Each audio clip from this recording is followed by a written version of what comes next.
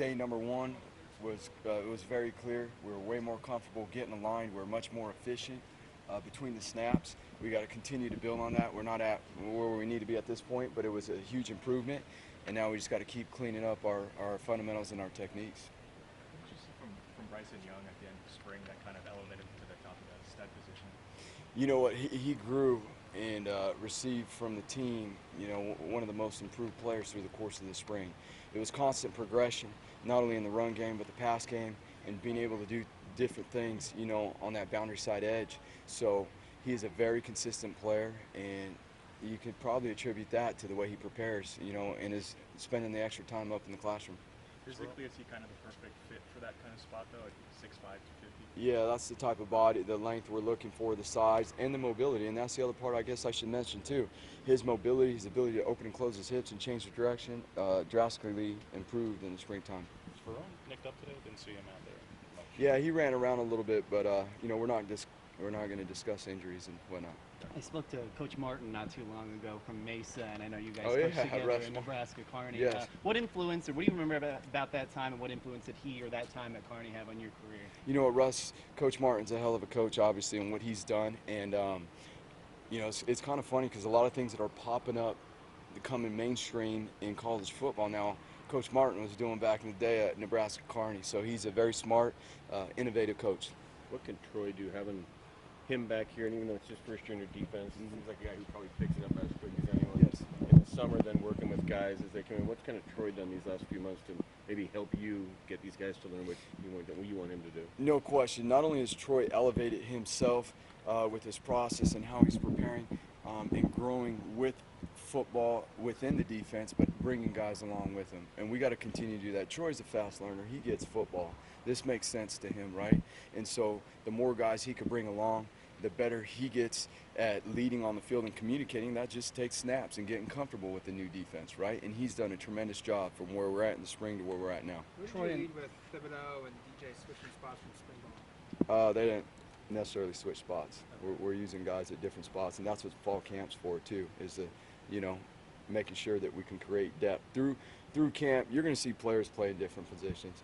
This is a long season. We got a lot of guys on the roster, and what we got to do is create dependable depth. Dependable depth is guys that can execute their fundamentals and techniques, you know, play after play. Troy said it was easier to kind of build a relationship with you from scratch because you guys are both IE guys from Corona. What was that relationship like, being able to build it because of those things off the field? You know what? Just being familiar with who he is, watching him play high school football, it's ironic. Him and the high school he went to, Norco, is the high school that my wife went to. So I went to the rival high school in Corona, and so naturally there was a little bit of trash talking that's always been going on through that. But you know what? Just having respect for him and his family, his brothers, you know, obviously one that's on this team, one that's played college football elsewhere, and just really respecting the family and admiring from far, and now getting to work with those guys it's awesome, especially you know, having the close relationship with Troy. You know you're going to have KT and Gus both contributing. Yes. What will be the determining factor for you as to who does start? Because when KT is stuck with the day so many times in the spring, and he's running faster than anybody on the defensive ends and studs, just what is he going to have to do to show you that at some point here in fall camp, that he's capable of starting immediately?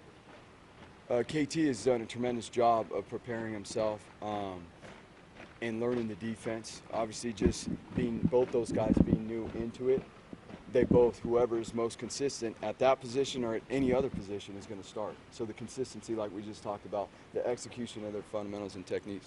Coach, Austin and Jordan talked yesterday about being excited of probably having more opportunities to get in the backfield in your scheme. How do you think they fit in?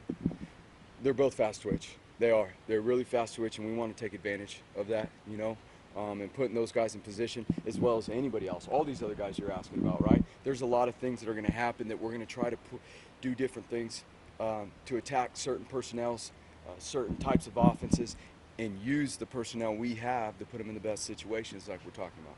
So as far as, you know, the age difference, personality between Coach Levitt and you, I mean, a lot of the guys yesterday, especially on your linebacker part, talked about the fact that you guys are a little bit closer in age, the players, to you. How do you think that helped build rapport with guys as a new coach, Right. especially considering their last linebacker coach, Gordon Dennison, was also a young guy? Yeah, no question. You know what? At the end of the day, regardless, football is a game.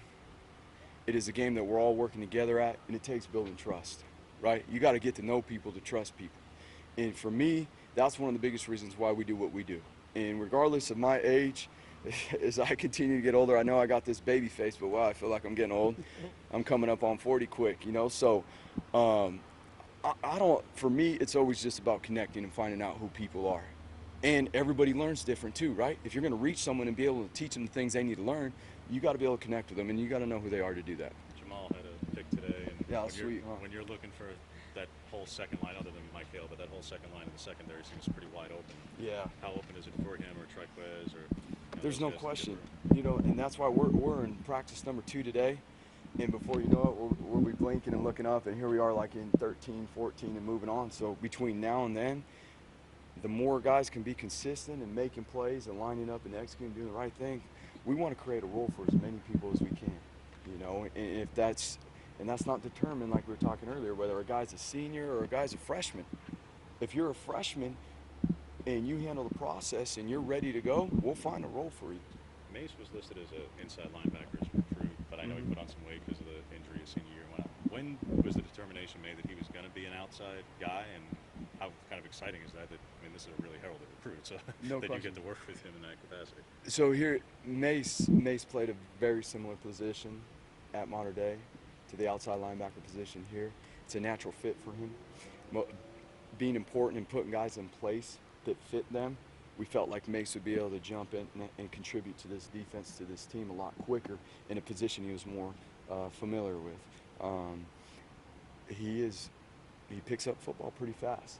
He's pretty talented. He allows us to be multiple. In the future, not to say he wouldn't be able to move around and do different things, you know. A lot of people have talked about this just sheer size of the freshman defensive line. Yeah. What have you seen from that group that makes you excited? Impressive. Potential? Very excited because they are impressive. They're impressive when they walk up on you, and they're impressive when you see them on the field. Now it's what we do with that. It's how hard they work, how hard they prepare, how diligent we are with our time with those guys, and that's a focus, you know, because this is college football. You got to have depth up front, right? And so always continuing to build that is a huge priority for us. But we're very excited not only about the freshman D linemen, but really in general that class and what they've done so far in their short time here. On that note, Thibodeaux is obviously pretty physically developed for an Yes. 18-year-old, but where do you think he can kind of grow into there? And is he going to be undersized this season for what he needs to be at playing at 18 years old, or where do you think that can be? Yeah, I mean that's the tough part for the freshmen, and even they're very impressive looking. They're very talented, but at the same time, you know, it's college football, and especially in the trenches, you got offensive, defensive line, offensive linemen, tight ends that you know, 3 years into a college program, they're pretty well developed. So you do have to keep that in mind with the young guys, and you know how many reps they get, so they don't get worn out in their young careers. You guys had studs at Boise State defensively, but I mean, is it just different here at Oregon, especially with guys like Kayvon that come in? Maybe at Boise they needed a couple years to mature into themselves physically. You got guys that, for the most part, some of them are physically ready at this point. Is that at all different, just in terms of dealing with freshmen here compared to? I think we got definitely. We're very fortunate here to have guys that are physically pretty close to being ready to play. You know, now it's between the ears what they do with that physical ability, right?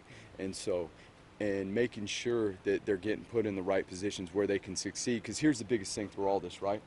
If a freshman plays, we want them to have a positive experience to start. We want their careers to start to do this. We don't want a freshman to go in there and trend this way, right? So a lot of things go into that. It's the maturity off the field. There's a lot more responsibility. They're not living at home with mom and dad anymore, or whoever, right?